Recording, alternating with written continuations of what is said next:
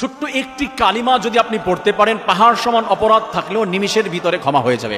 আমার প্রিয় ভাই ও বোনেরা, একটি মাত্র কালিমা, ছোট্ট একটা কালিমা আপনি উচ্চারণ করবেন, আপনার অপরাধ কত করেছেন, আপনি চুরি, ডাকাতি, জিনা, নামাজ ছেড়ে দেওয়া, রোজা ছেড়ে দেওয়া, যত অপরাধ আপনি করেছেন, রব্বুল আলামিন বলে যে আমার বান্দা আমার কাছে একবার কালিমা পড়েছো, আমি আল্লাহ তাআলা ক্ষমা করে দিয়ে জান্নাতের ব্যবস্থা করে দেবো। সুবহানাল্লাহ।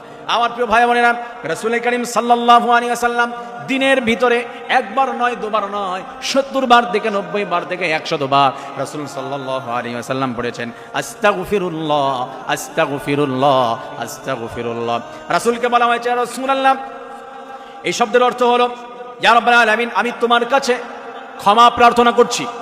রাসূলকে বলা হলো, ইয়া রাসূলুল্লাহ, লিয়াগফিরা লাকাল্লাহু মা তাকাদ্দামা মিন যামবিকা ওয়া মা তাআখার, আপনার সামনের পিছনের সব অপরাধগুলো আল্লাহ তাআলা ক্ষমা করে দিয়েছে, আপনি কেন বারবার আবার ইস্তেগফার পড়েন? আল্লাহ রাসূল সাল্লাল্লাহু আলাইহি ওয়াসাল্লাম বলে দিলেন, আল্লাহ তাআলার নামে ইস্তেগফার পড়া, আল্লাহ তাআলার কাছে বারবার সারেন্ডার করা, অনুতপ্ত হওয়া, আমি রাসূলের অনেক ভালো লাগে, আল্লাহ তাআলা এটা পছন্দ করে, তার জন্য আমি আল্লাহ তাআলার কাছে বারবার আস্তাগফিরুল্লাহ পড়তে থাকি।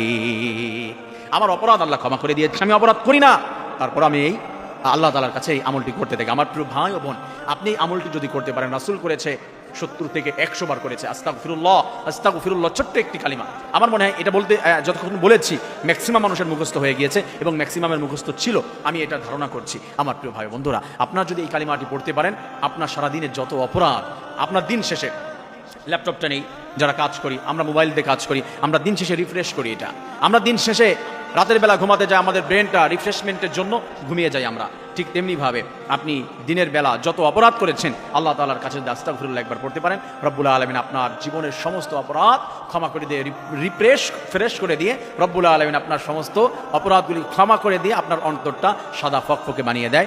এমনিভাবে যেমন করে ছোট্ট একটা বাচ্চা ভূমিষ্ঠ হয়, তার কোনো অপরাধ থাকে না, আল্লাহ এমন করে নিষ্পাপ বানিয়ে দেয়। সুবহানাল্লাহ।